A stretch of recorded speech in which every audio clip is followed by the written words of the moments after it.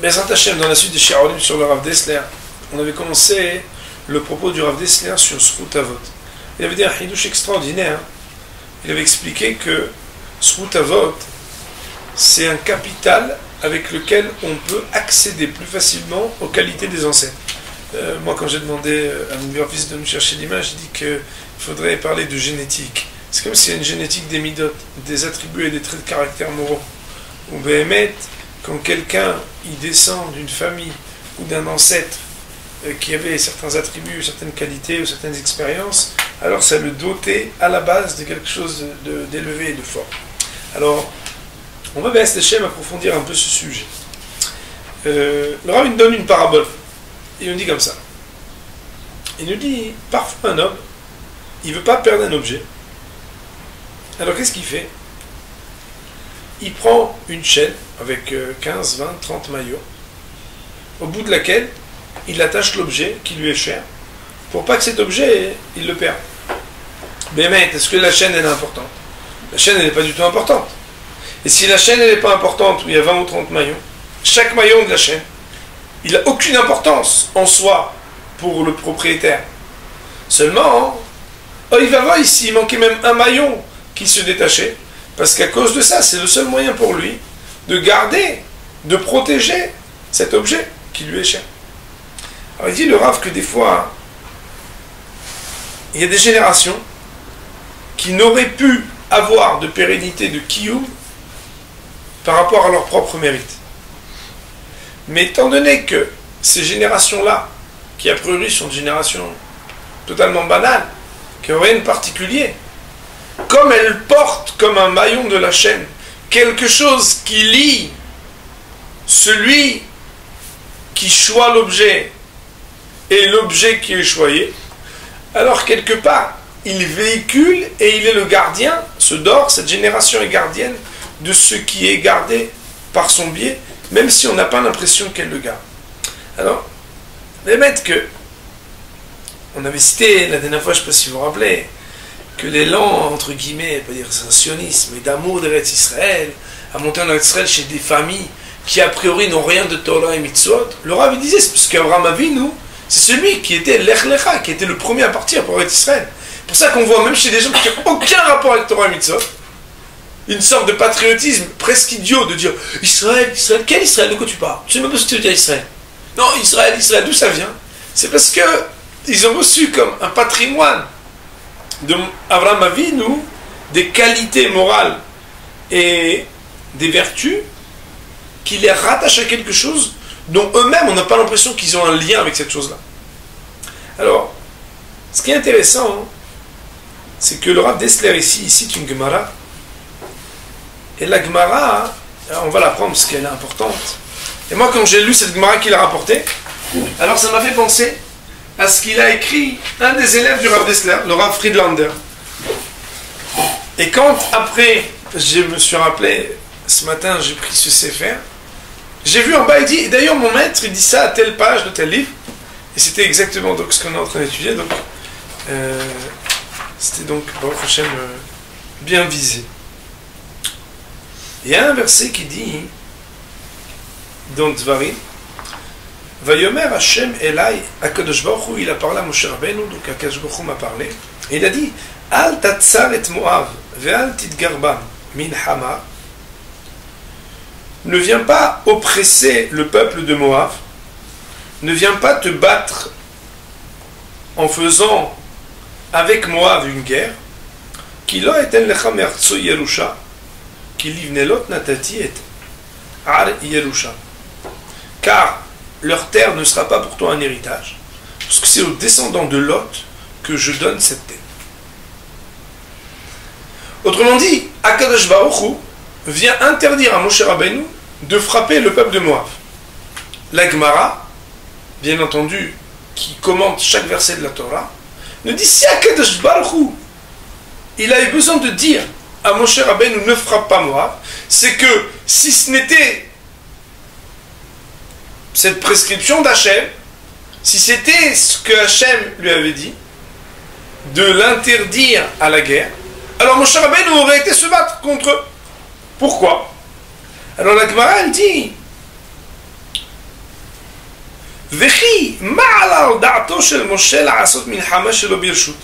Voilà que pour faire une guerre, il faut une permission normalement. Si Hachem il te dit pas tu peux te battre avec lui, on n'a pas le droit de se battre.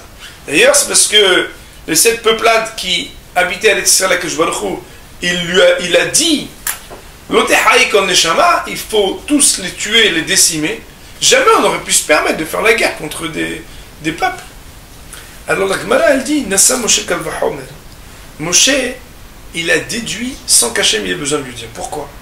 Il a dit si déjà les Midianim, qui c'est les Midianim? Les Midianim, c'est le peuple qui est venu faire fauter à Am Israël. Vous savez que dans la paracha de Balak, alors on nous raconte là-bas qu'il y avait Balak et Bil'am qui venaient de deux peuples différents. Quand ils ont vu qu'ils n'arrivaient pas à faire fauter à Am Israël, alors qu'est-ce qu'ils ont fait? Ils ont appelé des filles un peu mal habillées, de mauvaise famille, des Midianiotes, et là-bas hein, ils ont dit allez, vous allez comme ça débaucher Am Israël, et au moment de la débauche, vous allez faire faire Avodah Zarah, vous allez leur faire faire l'idolâtrie. Là-bas, on voit qu'Akadosh Baruch Hu, il a dit Tseror et Midianim veikitem otam. Les Midianim, eux, il faudra les frapper et les tuer.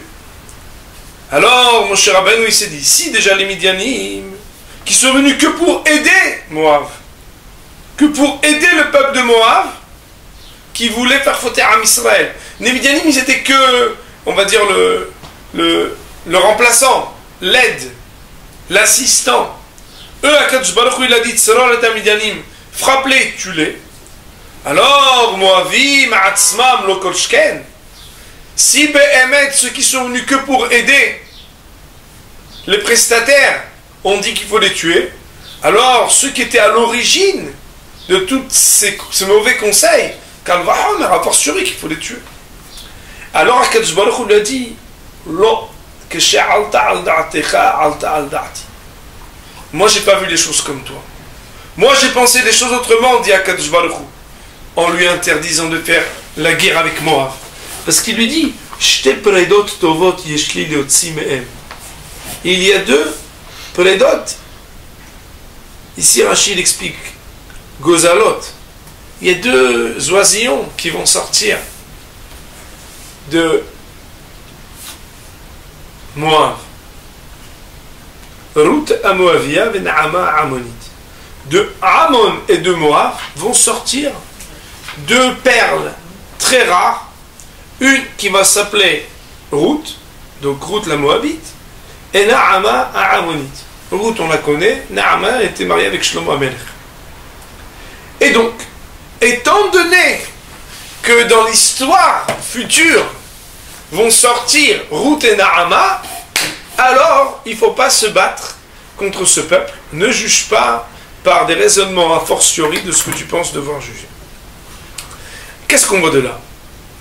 A priori, on se dit non, ça veut dire que BMS, il y a des générations où ils n'ont pas les yeux bleus, mais des fois ça saute une génération, des fois ça saute 2 générations.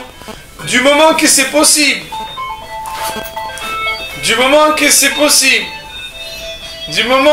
possible que dans les générations à venir, il faut que dans les générations à venir, ils sortent quelque chose de bon, alors, Béhémet, on n'a pas le droit de frapper ces peuples.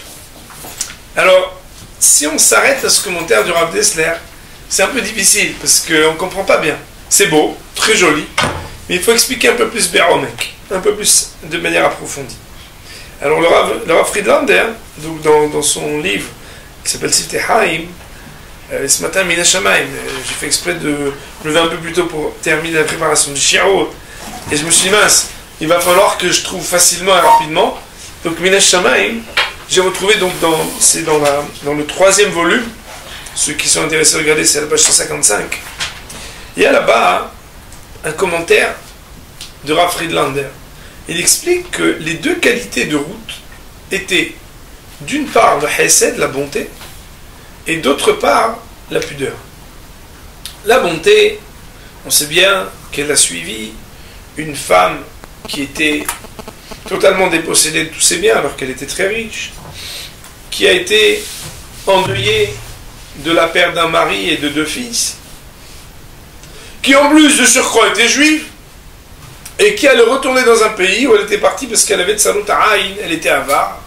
Et donc, cette femme-là, elle a été dévouée et elle a fait preuve d'une bonté extraordinaire de suivre de manière totalement dévouée sa belle-mère. Sans parler du fait que normalement, sur une belle-mère, c'est déjà un hidouche extraordinaire, indépendamment de... Mais là, c'était un hidouche, puisqu'il fallait être dévoué sur tous les plans. Le Hesed de Ruth, il est tellement grand que Behemet, le Midrash va jusqu'à dire, pourquoi est-ce que Behemet, le livre de Ruth, il a été écrit? Mais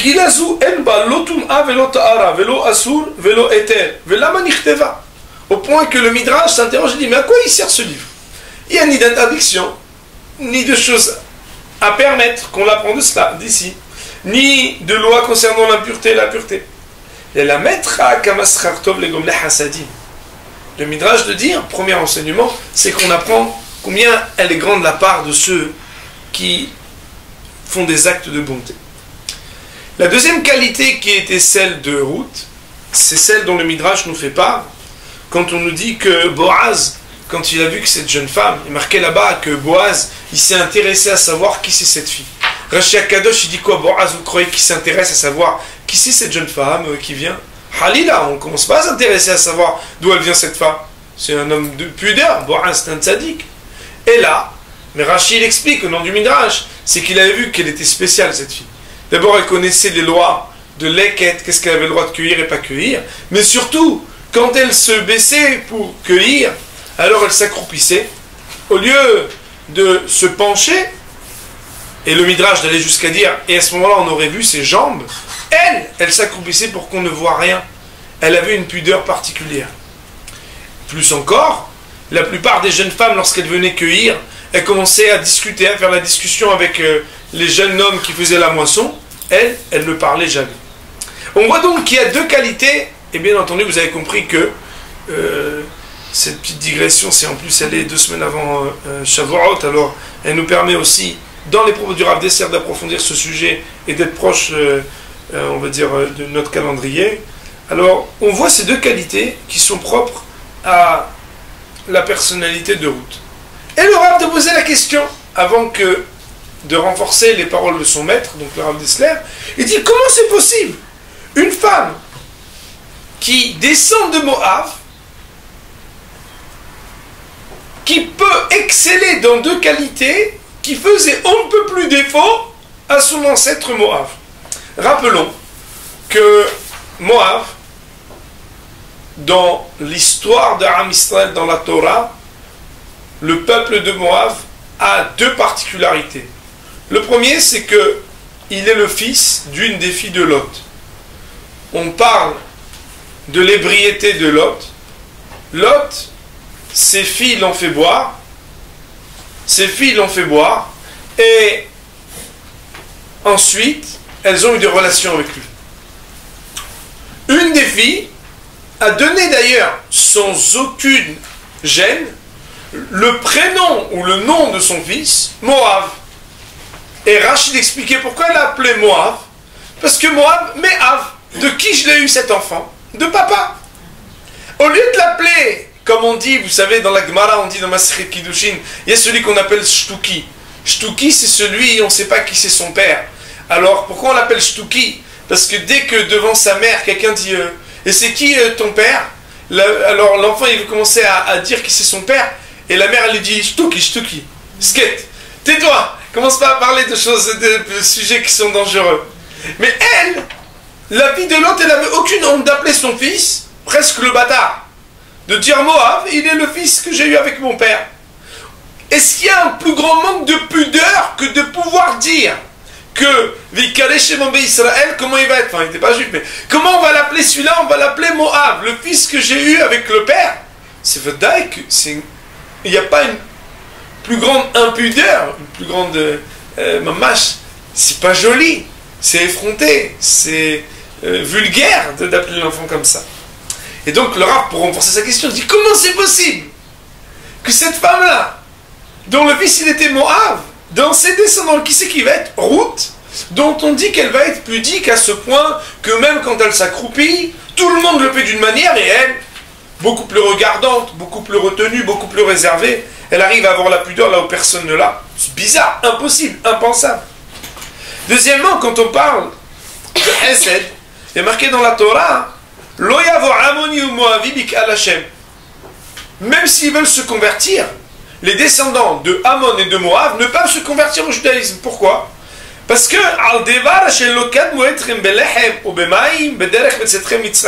eux, ils ont été avares avec vous, ils vous ont donné ni de l'eau, ni du pain quand vous vous êtes passé, vous avez demandé, ils ne vous ont rien donné. Et donc quoi? Parce qu'il manquait de hesed, de bonté. Alors, Akadosh Baruch Hu, il a dit des gens pareils, ils peuvent jamais venir tahat kanfa shrina, jamais quand ils viennent au consistoire ou ailleurs, on peut leur permettre de se convertir.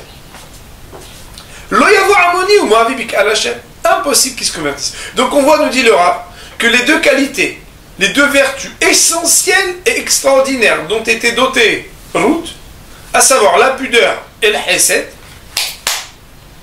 on aurait pensé exactement le contraire si on regarde quelques générations avant. Et donc comment comprendre que cette fille descendante de ces gens qui étaient exactement le contraire du hesed et de la tsni'out, de la bonté et de la pudeur, elle ait pu, elle, exceller d'une manière tellement spéciale. Sa singularité, plus que toutes les autres femmes d'Israël, c'est la pudeur et le hesed. Comment on le comprend? Alors, pour répondre à cette question, on va ajouter une petite touche qui est dans Hazal. C'est que la Torah, quand elle parle de la prostitution, ou bien quand elle parle du rapprochement entre un parent et un enfant, qui est proscrit par la Torah, bien entendu, et qui s'appelle Karet, qui amène l'excommunication parmi les différents cas de Herva à la fin de la paracha de Haremot, le terme qui est utilisé pour qualifier ce rapprochement, c'est Hesed ou. C'est une bonté. Autrement dit, pour dire que c'est une abomination, la Torah, elle appelle ça Hesed. Bizarre. Alors, c'est vrai qu'on a déjà dit plusieurs fois que dans la Torah, une qualité, si elle n'est pas tempérée, si elle n'est pas mesurée, c'est un défaut. Et moi, je vais plus loin, parce que un de mes maîtres le dit tout le temps, et donc il faut toujours répéter, c'est que une qualité, quand elle n'est pas travaillée, c'est un défaut. Alors qu'un défaut, quand il est déjà travaillé et en voie de perfectionnement, même si a priori c'est un défaut, ça s'appelle une qualité. Pourquoi? Parce que l'important c'est le da'at, c'est pourquoi on fait les choses, comment on fait les choses. Quelqu'un qui n'a rien à lui parce qu'il fait les choses naturellement, alors lui, c'est pas une qualité qu'il a. C'est bien, ça fait partie de son capital. Je vous rappelle, mesdames, que, et ça a donné lieu une fois un commentaire qu'on avait fait, mais Lot, malgré ses défauts, il avait été hospitalier, n'est-ce pas, à Sodome. Où là-bas, c'est lui, le seul qui avait osé l'impossible. C'était ouvrir la porte aux anges pour les recevoir. Et pourtant, le Midrash va dire de lui qu'il était vertueux et qu'il était méritant. Pourquoi? Parce qu'il n'avait jamais divulgué l'identité de Sarah lorsqu'elle était en danger, parce qu'il fallait qu'elle passe incognito, comme n'étant pas la femme d'Abraham. Hachamim, nos maîtres demandent, mais arrête, ça c'est rien, ne pas divulguer, dévoiler un secret par rapport à l'hospitalité dans un endroit où tu pouvais être hayam mita, mourir parce que tu faisais l'hospitalité. Si on mesure les deux missions, laquelle était la plus haute? C'est bien plus l'hospitalité dans un endroit où tu peux mourir parce que tu ouvres ta porte à des étrangers que le fait de ne pas révéler un secret. Mais non, pourquoi? Parce que dans un cas, c'est quelque chose qu'il a fait de manière naturelle, presque malgré lui, parce qu'il a été éduqué chez Abraham Avinu. Il est hospitalier, pourquoi? Parce qu'il avait toute la vie un homme qui recevait aux quatre portes des gens pour leur donner à manger. Mais ça, il n'a pas fait d'effort. Alors que là où c'était presque rien, mais il l'a fait de lui-même, alors la Torah, elle va le louer. Elle va dire que là, Béhémet, il a un mérite. Alors, ici, Be'ez Hashem, après avoir fait ce petit préambule, on va essayer d'approfondir. Hakamim nous disent que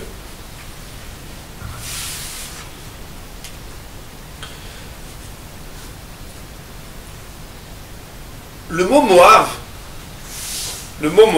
il veut dire de papa, il veut dire du père, ça veut dire Lot. Mais le mot Moav, il veut aussi dire qu'il y a quelque chose à voir avec Avraham Avinu. Comment comprendre? Hachamim nous disent que ces femmes-là,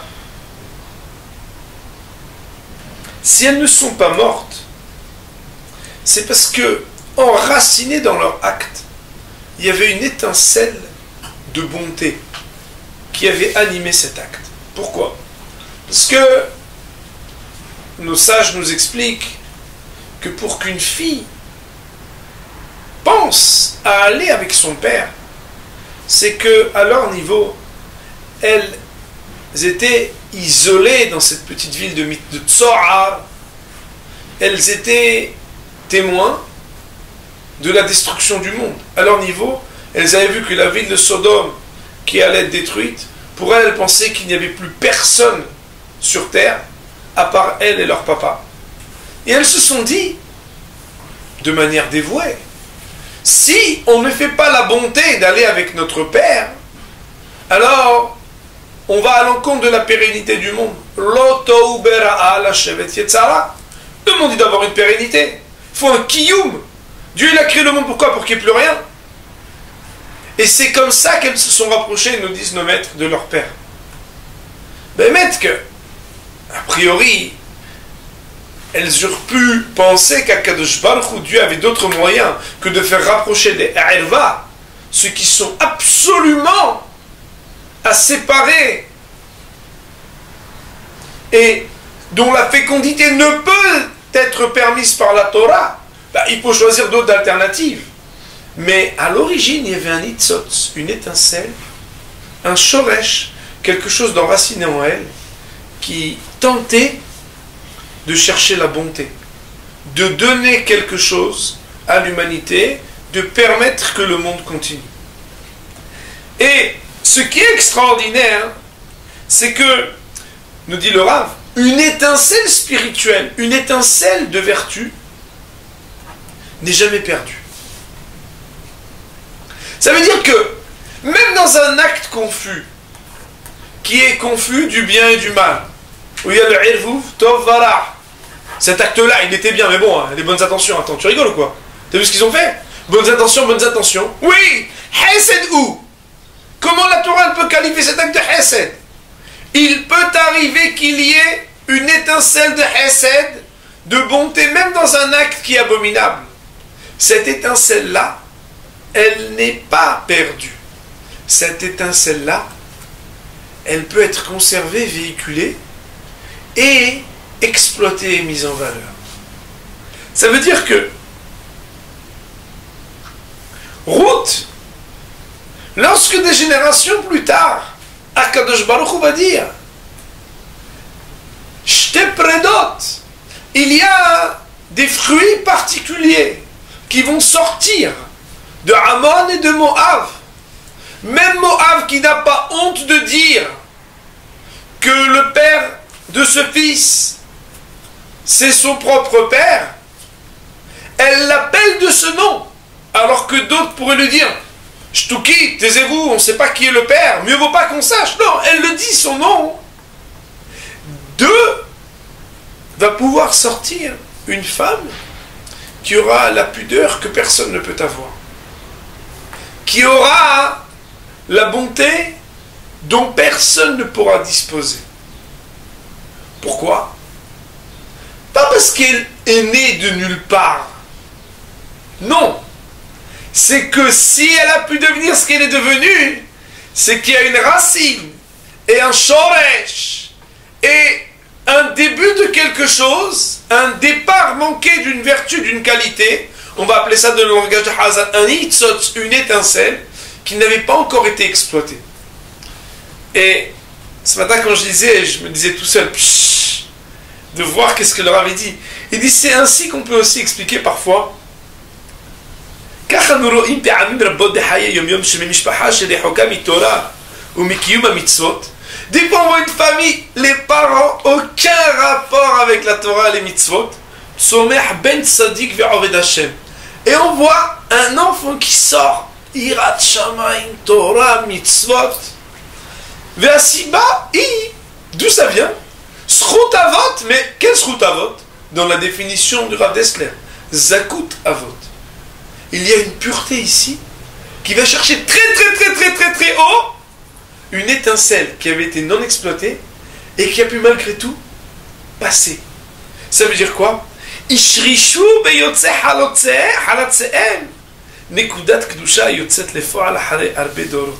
Ça a mis des générations et des générations où on pensait qu'il n'y avait rien, ils n'ont rien passé. Mais dans un non-dit, dans un patrimoine génétique, on se dit oh, c'est une famille banale. Pito, soudainement il sort un tzaddik. Il sort quelqu'un dans la famille, on ne sait pas d'où il sort. D'ailleurs, dans chaque famille, c'est comme ça. Il n'y a pas très longtemps, je parlais avec quelqu'un. Il m'a dit, cette fille, on ne sait pas d'où elle sort. C'est ni moi, ni ma femme, on ne sait pas, on ne comprend pas. Alors, il faut savoir que, Béhémet, l'autre jour, quelqu'un m'a interrogé sur le kibbutz d'Avraham. Et c'était une question un peu complexe. Mais j'ai répondu une chose qui est très importante. Si vous avez franc, on est en temps. Ah, on peut peut-être. C'est moi qui. Je respire pas. Non, mais tenez pas. Non, c'est pas grave, c'est pas grave. Ah, écoutez bien. J'ai, en donnant des éléments de réponse, mentionné deux points qui sont importants dans Kibbutz Avaim.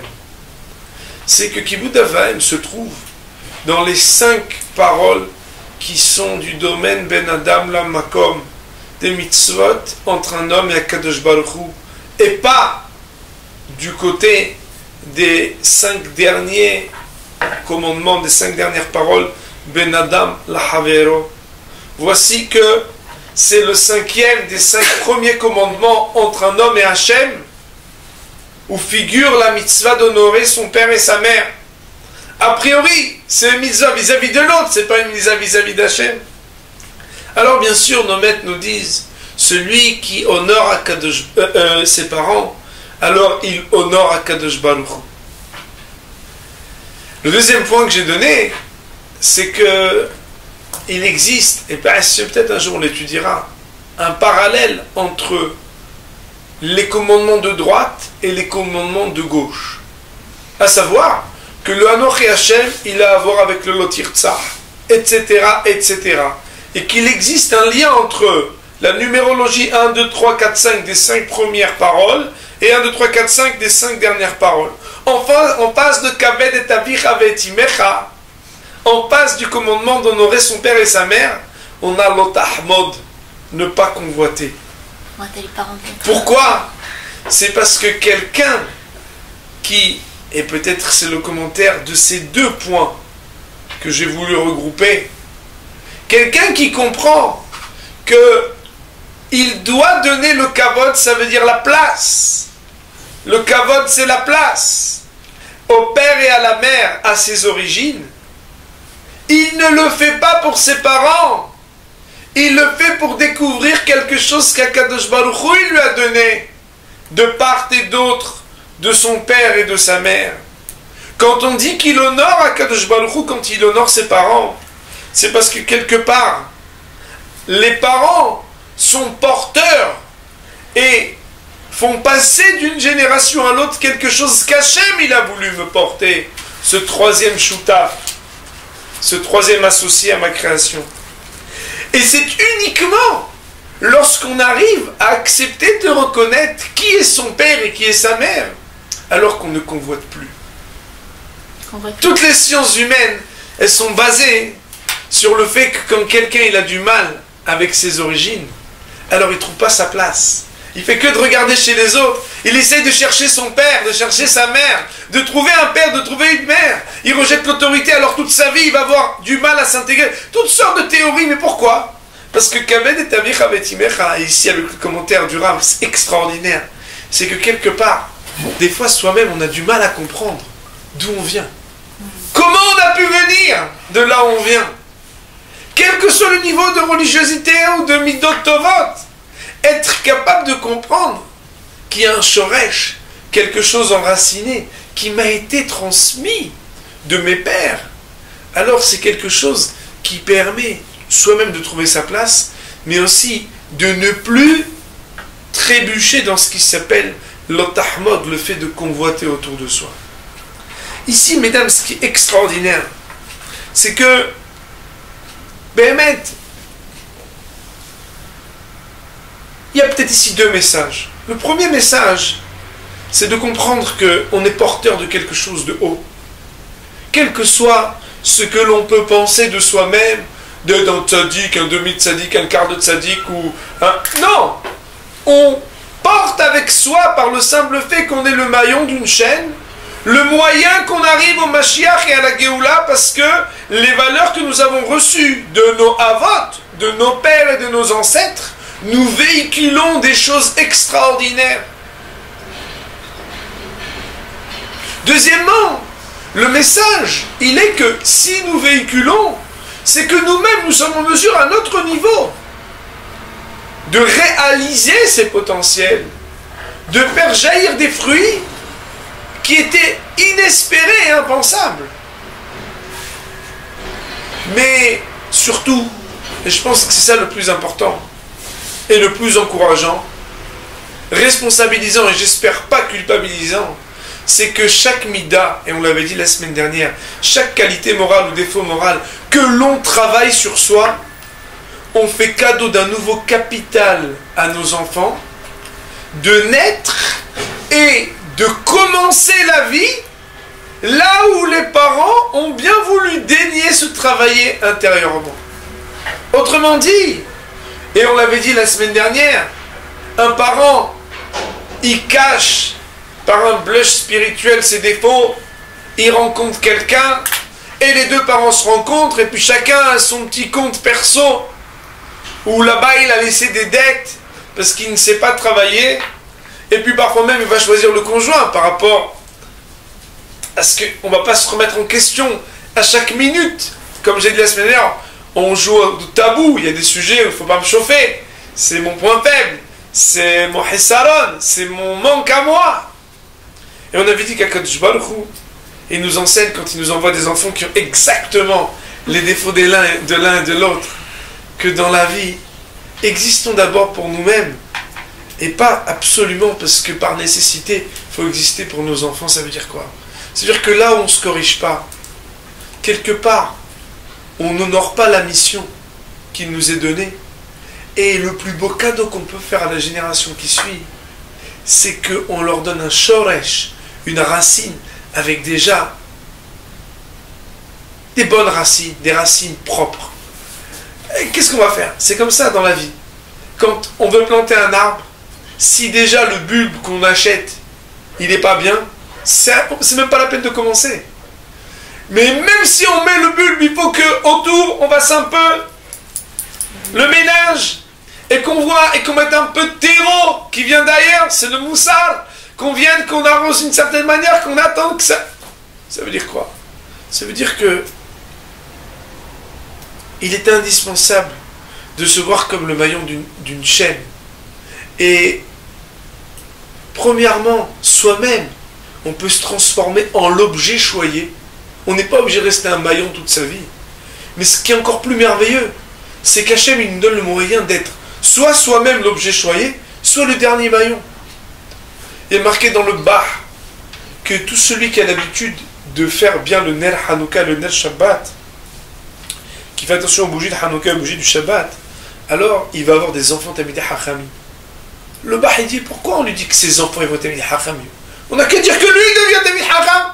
Il est marqué Aragil Bener, Avianlo, Banim Tamidei Hachamim. Pourquoi Banim? Que lui.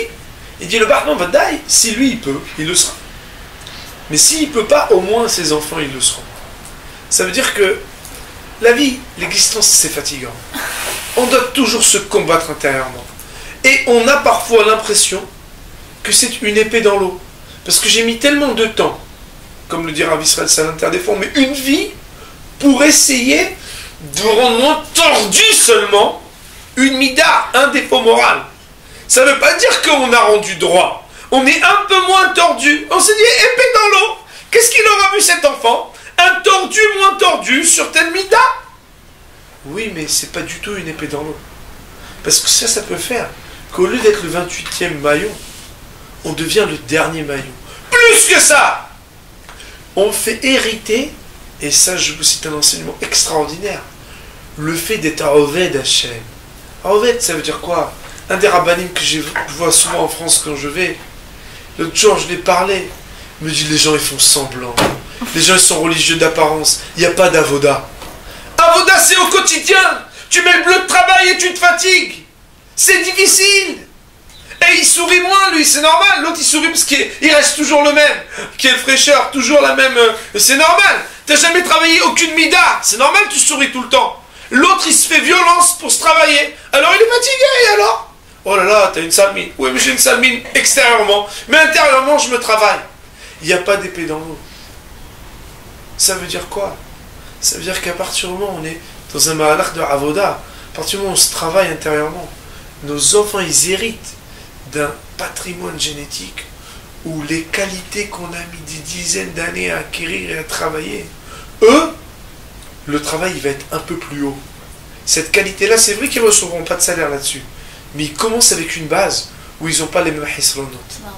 Et ça, c'est quelque chose d'absolument extraordinaire. Parce que BMF, le plus beau cadeau qu'on peut faire à son enfant, c'est de se travailler soi-même. Parce que premièrement, quand il voit qu'un parent il se travaille, alors au contraire, au lieu de penser, ouais, de toute façon, toi, tu changes tout le temps. Non, au contraire, Aderaba. Il voit que on ne se présente pas comme quelqu'un de parfait. On se présente dans un mahalach de avoda. On se présente dans un cheminement, dans un processus où on veut toujours avancer et se travailler. Mais surtout, être capable de comprendre que Ruth, qui aurait imaginé qu'une fille pareille, une Goya pareille, elle puisse devenir ce qu'elle est devenue? Elle vient d'un aïeul qui quoi? Qui était le fils d'une fille avec son père. Et il portait le nom Moav. Ça veut dire qu'il n'y a pas une plus grande effronterie que cela. Et qui elle va être elle? Elle va être l'ancêtre du Mashiach Tzidkenu. C'est-à-dire que la Géoula, elle vient de cet enseignement. Elle vient d'arriver à comprendre. Il y en a qui pourraient dire quelle route il faut suivre. Ça veut dire essayer de comprendre que dans la vie, le cheminement, il dépend qu'est-ce qu'on utilise ou non, ce qui nous est présenté. Il n'y a rien d'impensable. Ou bien on va dire plus que ça. Toute l'existence d'un juif, elle est impensable. Elle vient toujours de Hisaron et de Shlemut. Am Israël, oui, il a des défauts. Mais Am Israël, il est celui qui ne désespère jamais. Parce que chaque génération sait qu'elle est porteuse de quelque chose de grand et que Hachem il attend. Les religions, elles ont de l'avenir dans le passé parce que leur prophète il est déjà passé et voilà qu'est-ce qu'il est leur Messie. Qu'est-ce qu'il leur a apporté? Am Israël, il est un peuple qui porte avec lui de l'avenir. L'avenir, il appartient à celui qui a compris que tout dépend de son travail. Il peut remonter Zakut Avot jusqu'à Abraham Avinu et prendre un potentiel qui avait été délaissé pendant des générations, inexploité, et faire en sorte d'amener ce qui s'appelle la Géoula. Quand on parle, par exemple, dans les paroles du Gaon de Vilna, de ce que le Tikkun Amidot, la réparation des défauts moraux, c'est ça l'existence. Ve'imlav lama lo haim, et s'il ne se corrige pas, à quoi ça sert la vie? Alors, Be'emet, on comprend aussi le concept qui dit que le tikkun, l'arrangement et l'amélioration générale dépend de ce qu'on comprenne que toute la vie elle est faite que de tikkun. Chaque jour, Akadosh Baruch Hu, il nous donne des possibilités de corriger, d'arranger et d'améliorer quelque chose. Zchut Avot, c'est pas dans une lecture les batiches simpliste. Ouais, de toute façon, nos ancêtres sont là, donc on peut faire ce qu'on veut. Ah, des rabats, au contraire. Parce qu'on a les ancêtres qu'on a, on peut devenir nous-mêmes porteurs d'une réalisation que même nos ancêtres, ils n'ont pas pu se réaliser jusqu'au bout des choses. Ils ont montré un exemple, ils ont ancré quelque chose, mais Akadosh Baruch Hu, il a une chaîne énorme avec des maillons et des maillons. Ne pensons pas que nous sommes insignifiants par rapport à nos ancêtres, parce que nous véhiculons quelque chose qu'Akadosh Baruch Hu, il attend de nous de faire réaliser. Voilà un peu donc la deuxième partie de ce que le Rav Dessler il appelle Mida Madrega Achiktana Shel Zchut Avot. Le moindre Zchut Avot, c'est qu'on puisse être les dignes descendants de nos ancêtres, au moins pour véhiculer ce qu'ils avaient. Comment? Parce qu'on a la fierté de savoir que si on est là, c'est qu'Hachem il a choisi que nous soyons les descendants de nos Avot. Parce qu'on porte avec nous quelque chose qui nous lie depuis eux jusqu'au Mashiach Tzidkenu. Et que celui qui comprend ce message, alors il est tout le temps engagé à se corriger, à se travailler. Et c'est grâce à ceux qui auront compris ce message qu'on aura très bientôt la Biat HaGoel Bimel Rabbi Amenu. Amen.